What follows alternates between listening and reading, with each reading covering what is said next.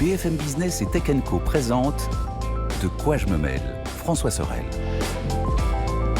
C'est donc le retour de quoi je me mêle, c'est la rentrée pour De quoi je me mêle et encore une fois merci de nous retrouver. Je suis très heureux d'attaquer cette nouvelle saison donc de quoi je me mêle avec bien sûr toute l'actualité tech. Et en cette rentrée, cette actualité sera bien évidemment entre autres régie par la sortie de nouveaux smartphones. Vous le savez alors, en point d'orgue. Bien sûr, c'est Apple avec le 7 septembre prochain, les nouveaux iPhones. On aura l'occasion d'en reparler avec une couverture spécifique sur tous nos médias, sur tous nos écrans, sur la chaîne Tech Co. Mais il y a évidemment d'autres constructeurs qui annoncent pas mal de choses. Et c'est le cas d'Oppo. Oppo, donc ce constructeur chinois qui accélère en Europe et en France depuis quelques années et qui commence vraiment à se tailler une part du gâteau significative. On va parler des nouveautés Oppo qui ont été annoncées d'ailleurs il y a quelques heures à peine. On a de la chance avec Julien Clobus. Bonjour Julien. Bonjour François. Merci d'être avec nous Julien. Julien est le directeur marketing et communication donc d'Oppo France. Alors Oppo, c'est une marque qui commence petit à petit à rentrer dans le quotidien des Français. C'est vrai que lancer une marque from scratch, comme on dit, c'est pas facile.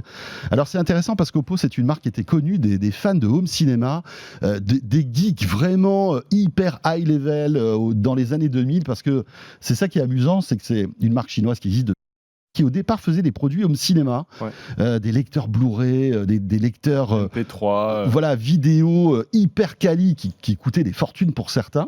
Et puis d'un coup, voilà, pivotage comme on dit, et puis Oppo s'est lancé dans l'électronique un peu plus grand public. Tout à fait. La marque a 21 ans. 21 ans. C'est pas rien, et ça montre aussi une histoire, un savoir-faire dans le multimédia qu'on retrouve quand même aussi dans nos produits.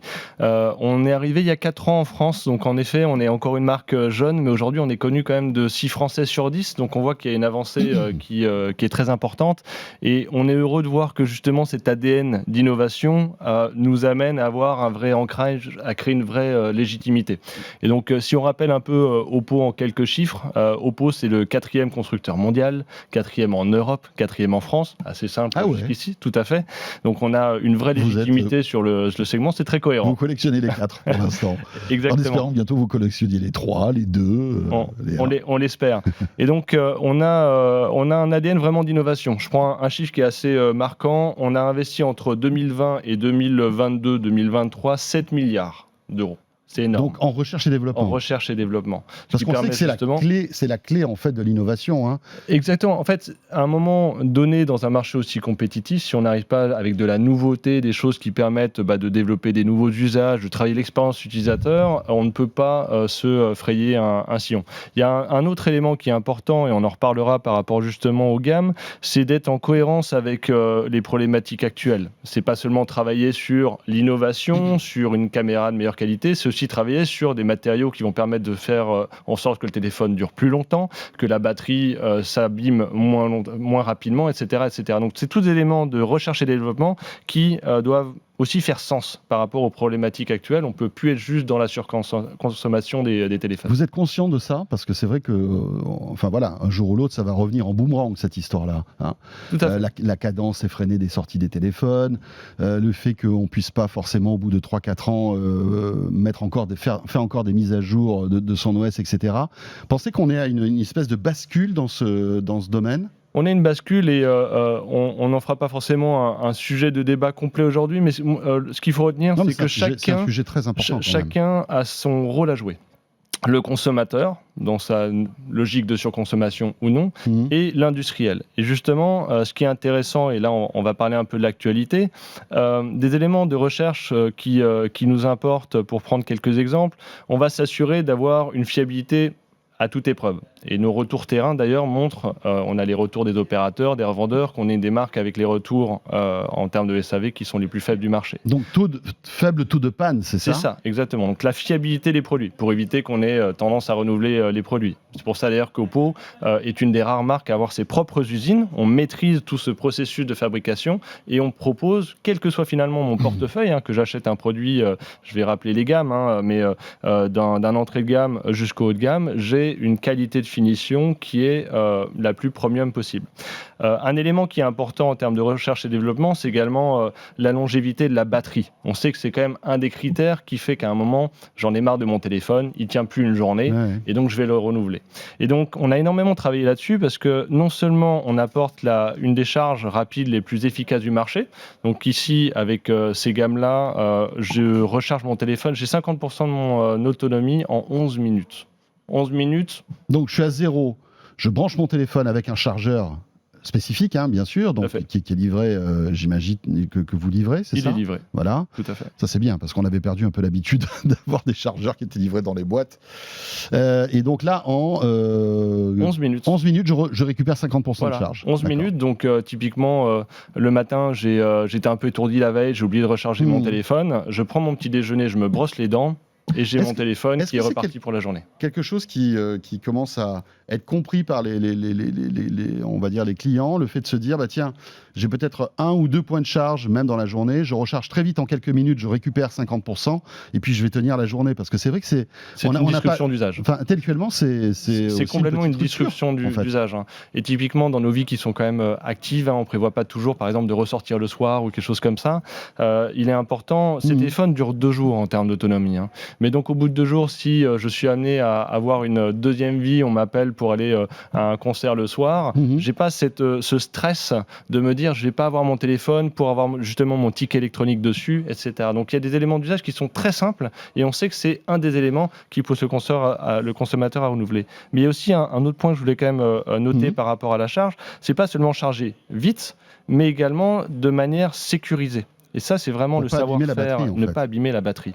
Et ce qui est intéressant, c'est que finalement, on recharge plus vite que nos concurrents, mais également notre batterie va durer plus longtemps dans le temps. Aujourd'hui, la concurrence est à peu près garantie sur 800 cycles. Ça correspond à peu près 2 ans pour les personnes qui nous écoutent. On garantit aujourd'hui à 1600 cycles. C'est-à-dire qu'au bout de 4 ans... en fait la capacité de charge. Au bout de 4 ans, je peux commencer à avoir une batterie qui commence à s'éroder. D'accord.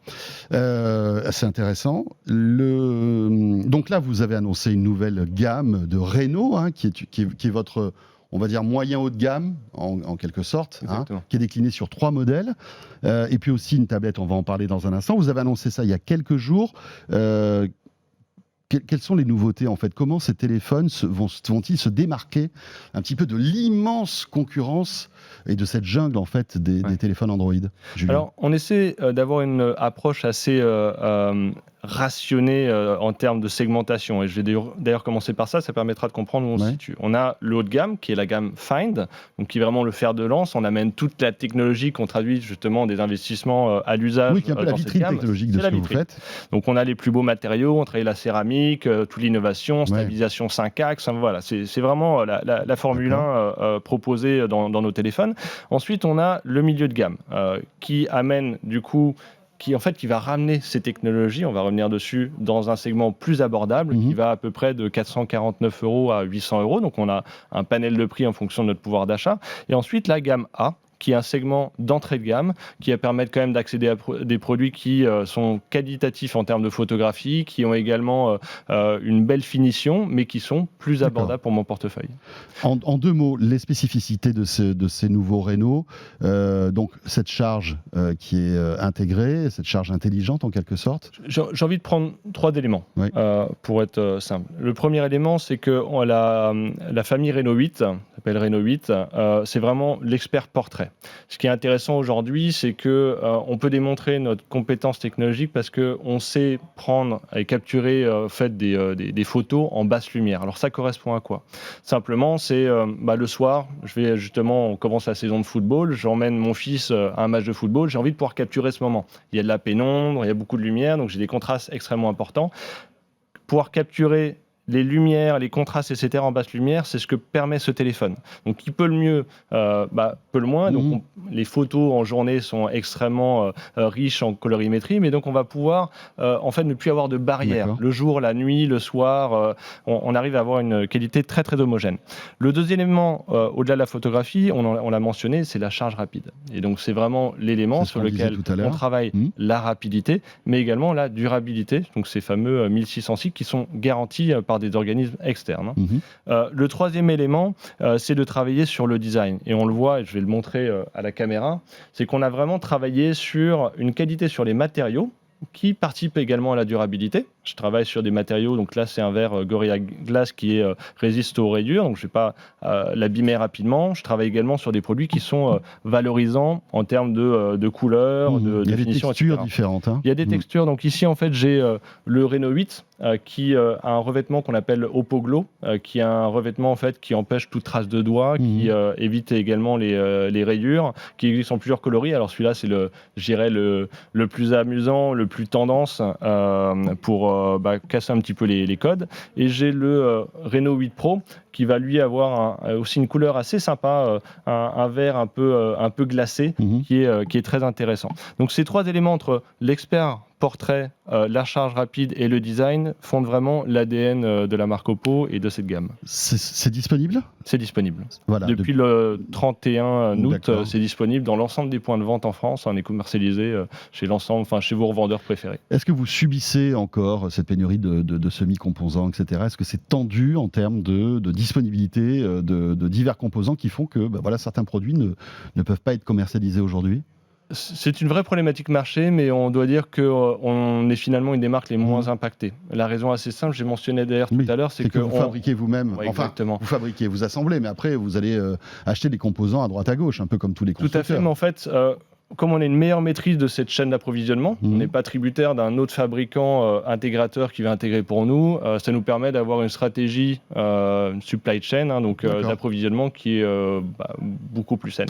Julien, l'autre nouveauté, c'est un nouveau segment aussi pour Oppo, c'est une tablette. Vous vous mettez donc aux tablettes tactiles Android. Tout à fait. C'est notre première. C'est votre première. C'est notre première, oui. Tout à fait. Donc on est assez content puisqu'aujourd'hui on vient compléter la gamme. Alors Oppo est connu justement pour les smartphones, tout ce qui est objets connectés. On a les écouteurs du coup annulation de bruit, on a des accessoires, les montres connectées, les bracelets connectés. Aujourd'hui on vient compléter la gamme, toujours un peu dans cet esprit quand même multimédia et compagnon de mobilité avec cette tablette. Donc c'est une tablette qui vient se positionner je dirais dans l'entrée milieu de gamme. Elle démarre à 299 € jusqu'à 349 € en fonction de la capacité de stockage qu'on veut y mettre. Voilà, c'est le stockage qui va faire. C'est le stockage, tout à fait. Okay. Dans tous les cas, on a la même qualité d'écran, donc on a une dalle haute définition. On a une qualité, justement, je parlais de l'usage multimédia, parce qu'on a vraiment fait attention à la qualité sonore également. Parce qu'en général, ici, on n'est plus sur des compagnons, on va dire, de consommation individuelle. Ici, souvent, la tablette, c'est du contenu à partager en famille, avec les enfants, pour regarder un film, il faut un son etc. plus clair, plus puissant, exactement. Et qui soit plus immersif, on va dire, pour tout le monde. Et justement, on a intégré le Dolby Surround Atmos qui est dedans, avec 4 haut-parleurs. La qualité est vraiment bluffante. On ne va pas faire la démonstration sur le plateau. Quelle est la taille de la diagonale de l'écran ? On est sur du 11 pouces. 11 pouces. Voilà, qui est ça aussi le disponible format... aujourd'hui. Disponible aujourd'hui, pareil. Celle-ci est commercialisée chez notre partenaire Boulanger sur le e-commerce. Ok, pour l'instant. Pour l'instant, on démarre. C'est un nouveau produit. Tranquillement. Donc, l'ensemble des points de vente. Ici, on démarre avec plusieurs partenaires. Julien, il nous reste quelques secondes. J'aimerais qu'on évoque aussi une autre tendance lourde dans le smartphone, c'est le pliant. On voit que vos camarades de chez Samsung viennent de sortir leur 4e génération de smartphones pliants, avec le Z Flip, mais aussi le Fold. Où est-ce que vous en êtes ? Parce que vous avez présenté pas mal de prototypes ou quasi-téléphones terminés en matière d'écran ou pliant ou alors enroulable. Rien encore pour l'instant. Est-ce que ça va arriver ? Est-ce que c'est dans la stratégie d'Oppo ? Alors que Samsung en est à sa 4e génération. On est en effet, pour rappeler un peu justement l'historique, on a été les premiers à présenter un téléphone déroulant, donc le fameux X 2021 pour les personnes qui souhaiteront retrouver l'information, mais on a également proposé un téléphone sur le marché. Il était seulement disponible en Asie, mais donc ça a été un vrai succès commercial. On l'appelle le Fine N, donc qui correspond à notre qui est un format très intéressant qu'on avait vu ensemble à Barcelone d'ailleurs. Tout à fait. Et en fait, il avait l'avantage de masquer le plus possible cette fameuse pliure, mais également du coup garantir une meilleure pérennité de cet écran qui doit à chaque fois travailler au moment où il se plie. Et donc, où est-ce qu'on en est par rapport à ces gammes-là ? On a vraiment fait le choix de se dire, le moment où on va le lancer en France et en Europe, on veut absolument s'assurer de 2 éléments.